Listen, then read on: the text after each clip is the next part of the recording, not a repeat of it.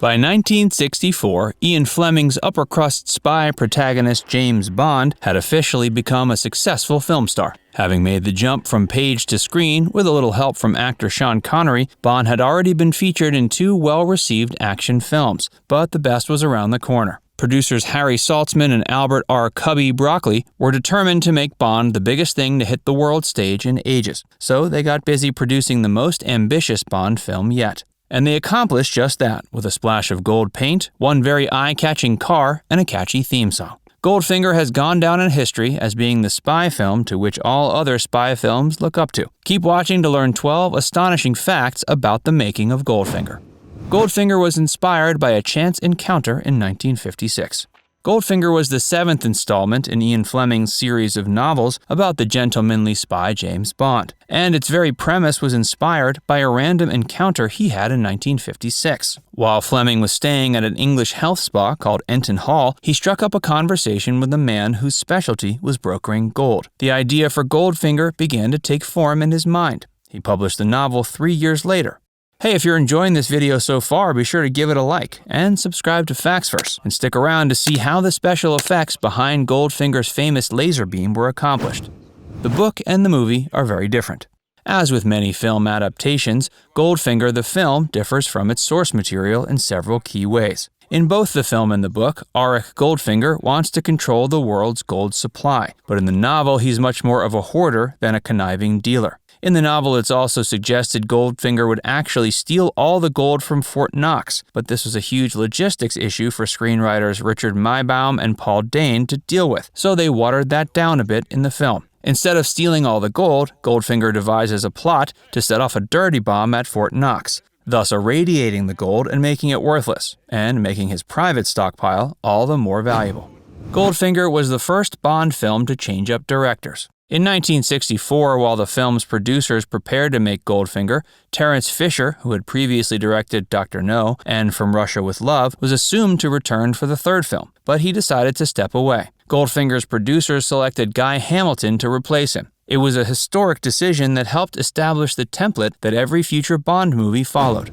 Goldfinger introduced many James Bond staples. Guy Hamilton recognized he had the chance to incorporate a greater sense of lightness and fantasy into the budding Bond franchise. Worried his lead character was in danger of becoming Superman, Hamilton chose to shift away from narratives that revolved around whether Bond would live or die, and to instead focus on the character conflict between 007 and his enemies. As part of his new vision, Hamilton introduced many Bond firsts. Goldfinger is the first Bond movie to have a cold opening in which the character goes on an unrelated mission to set the tone of the film. It was also the first film in the franchise to feature an opening theme performed by an iconic vocalist. And it was the first Bond film to build upon the relationship between 007 and his gadget-wielding cohort, Q.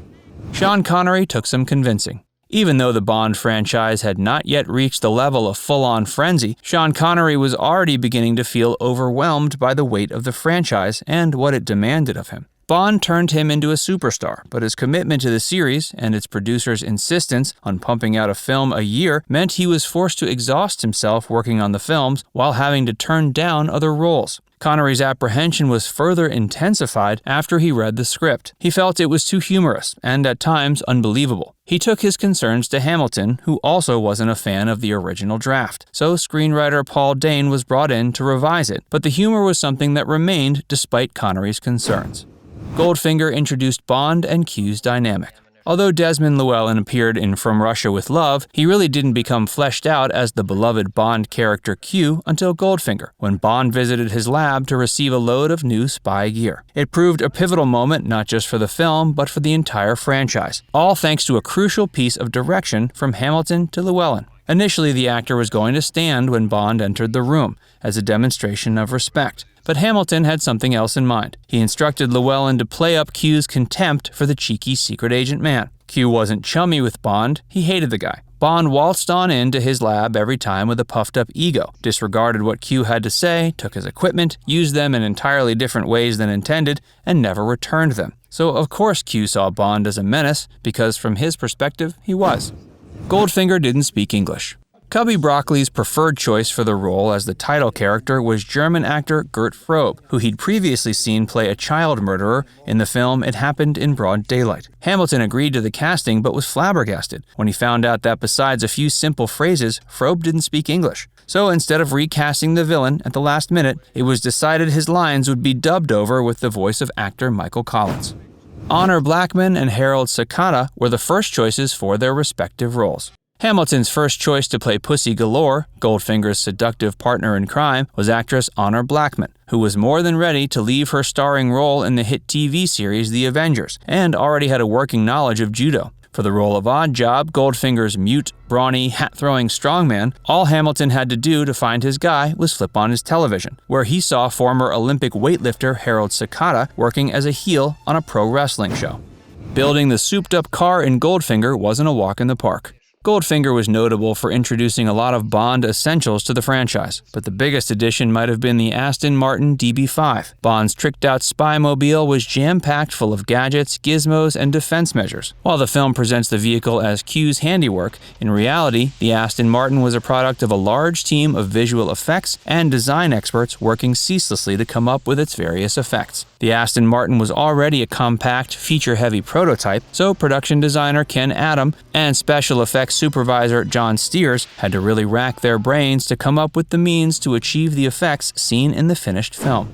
Most of the film's exotic locales were faked.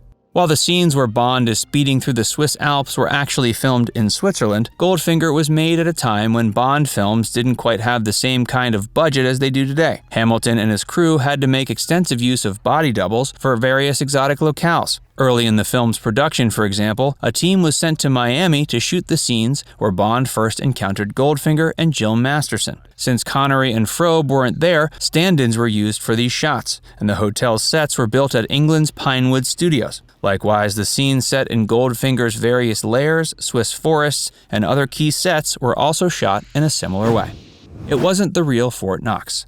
The filmmakers couldn't gain access to the real Fort Knox. They couldn't even get photographs of the interior. That presented a problem. Ken Adams and his team had to create their very own take on Fort Knox at the Pinewood Studios backlot, but Broccoli rejected draftsman Peter Lamont's original blueprints because he thought they made the place look too much like a bank. Broccoli instead insisted the set look like a cathedral of gold, so the team went back to the drawing board and came up with the set seen in the film, complete with stacks of gold bars protected by steel grates.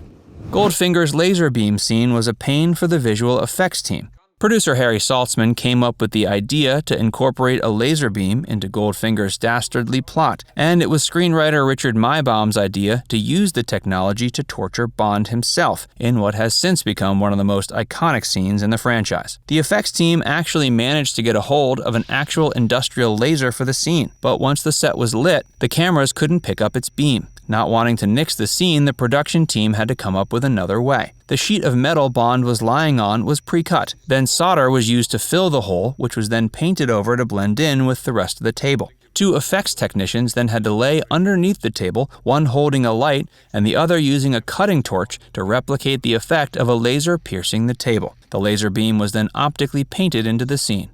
Now it's time to hear from you. What's your favorite Bond movie? Let us know in the comment section below. And before you go, make sure you give this video a like and subscribe to FactsVerse if you haven't already. Click the bell icon to stay updated on all our latest content.